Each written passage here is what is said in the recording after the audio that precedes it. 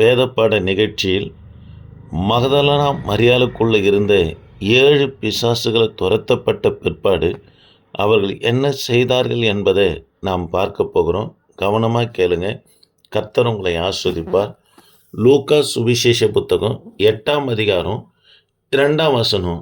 அவர் பொல்லாத ஆவிகளையும் வியாதிகளும் குணமாக்கின சில ஸ்திரீகளும் 7 பிசாசுகள் நீங்கின மகதலேனா எண்ணப்பட்ட மரியாளும் அநேக ஸ்திரீகள் அவரோடு இருந்து ஊழியம் செய்தார்கள் என்று சொல்லி லூக்கா சுவிசேஷ புத்தகம் 8ஆம் அதிகாரம் 1 முதல் 4 வரைக்கும் வாசித்து பார்ப்போம்னா சொல்லப்பட்டு இருக்கிறது.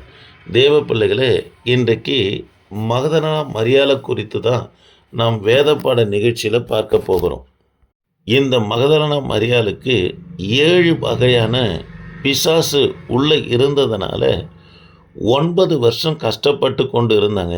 அடிக்கடிக்கு இந்த பிசாசுடைய அலகழிப்பு நிமித்தமாக தன் வஸ்திரங்களை கிழித்து கொண்டு அவலட்சணமாக ரோடுகளிலே வீதிகளிலே ஓடினவர்களாக காணப்பட்டாங்க. சிலர் பரிதாபமாக பார்த்தவர்களும் மகதலேனா மரியாளை உண்டு. இதுபோல பிசாசினால் அலகழிக்கப்படுகிறாளே ஒரு வாலியமான பெண் என்று பரிதாபமாக பார்த்தவர்களும் உண்டு. இச்சையோடு பார்த்தவர்களும் உண்டு. இவர்கள் தாயார் அதிக வேதனைப்பட்டவர்களாக இருந்தாங்க. இதனால் ஒருவரும் இந்த மகதலேனா மரியாளை திருமணம் செய்ய வரலை.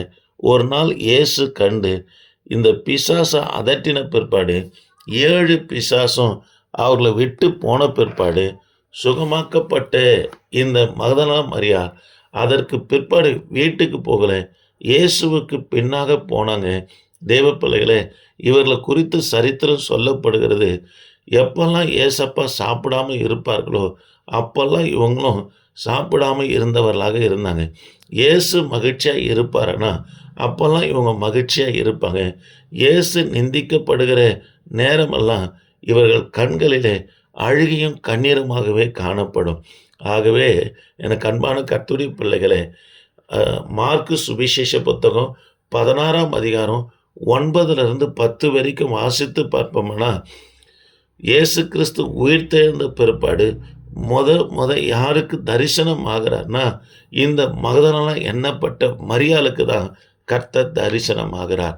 ஆக இந்த வார்த்தை கேட்கிற எனக்கு அன்பான கர்த்தருடைய பிள்ளைகளே, ஆண்டவர் நம்முடைய வாழ்க்கையில் அற்புதங்கள் செய்து இருப்பார். ஆனால் அநேக அற்புதங்கள் செய்திருக்கிறார்.